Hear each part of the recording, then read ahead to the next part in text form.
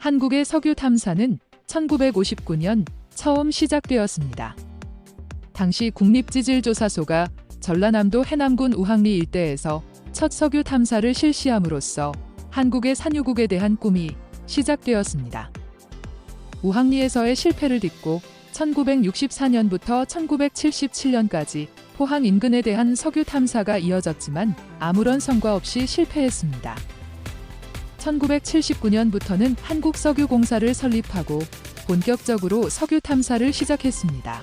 경남과 전남 지역의 육상에 대한 정밀 조사를 실시했지만 석유 매장 가능성이 매우 희박한 것으로 판명나게 되고 이후의 석유 탐사는 근해 해저 탐사로 발전해 나갔습니다. 제주도 남쪽의 칠광구 지역은 한일이 공동으로 해저 탐사를 벌이며 석유 매장 지역을 분석했지만 일본이 가능성이 없는 것으로 판단하고 먼저 사업을 정리하면서 끝이 난 경험도 있습니다. 많은 실패에도 불구하고 39년의 도전 끝에 1998년 울산 앞바다에서 가스전이 발견되었습니다.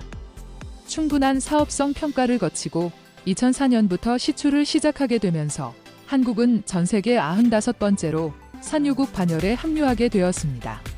2005년에는 가스전 인근 해역에서 새로운 가스층을 발견하게 되어 2015년부터 생산을 시작했지만 2021년을 마지막으로 발견된 가스전의 모든 가스가 고갈되면서 산유국 지위를 잃었습니다. 동해 가스전은 17년 동안 4,500만 배럴의 가스를 생산했으며 매출 2조 6천억 원, 순이익 1조 4천억 원을 기록했습니다. 한국은 유전 개발을 위한 실패와 성공의 경험이 많이 쌓여 있으며 그동안의 기술 발전을 바탕으로 심해 유전 개발에 도전하고 있습니다. 대왕고래 프로젝트라고 불리는 동해 유전 탐사가 그것입니다.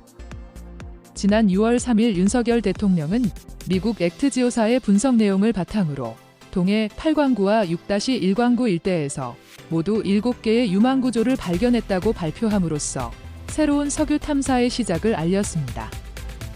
해당 지역에는 약 35억 배럴에서 140억 배럴이 매장되었을 것으로 예측하고 있으며 최소 예상인 35억 배럴을 현재 가치로 환산하면 350조 원에서 500조 원 정도로 추정됩니다.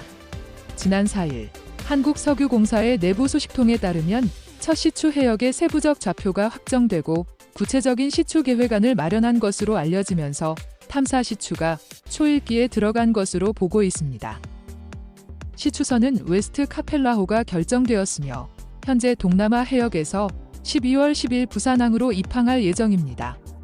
입항 후에는 시추 작업을 위한 보급품들을 선적하고 가장 많은 석유가 매장된 것으로 예상되는 대왕고래 지역으로 이동해서 첫 시추를 진행할 것입니다.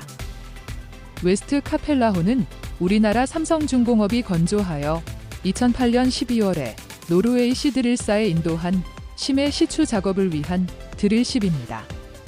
전문가들은 바다 상황이 따라준다면 12월 안에 첫 시추가 시작될 것으로 예상하고 있으며 시추 작업은 약 2개월 정도 걸릴 것이고 시료 분석을 통해서 정확한 결과가 나오기까지는 조금 더 시간이 걸릴 것이기 때문에 적어도 내년 3월에서 늦으면 5월 사이에 첫 시추에 대한 사업성 발표가 나올 것으로 예상하고 있습니다. 지난 6월부터 시작된 석유 탐사에 대한 반응은 사회 각계 각층들의 다양한 의견들로 갈라져 있는 상황입니다.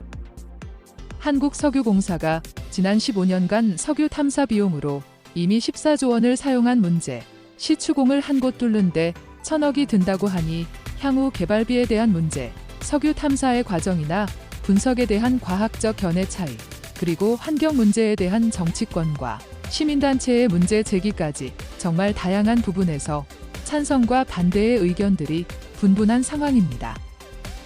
험난한 길이 예상되는 산유국의 꿈에 도전하는 한국. 한국은 과연 산유국의 지위를 다시 얻을 수 있을까요? 한국도 오일머니로 온 국민이 부자가 되는 날이 오는 걸까요? 여러분의 생각은 어떠신지 댓글로 남겨주세요.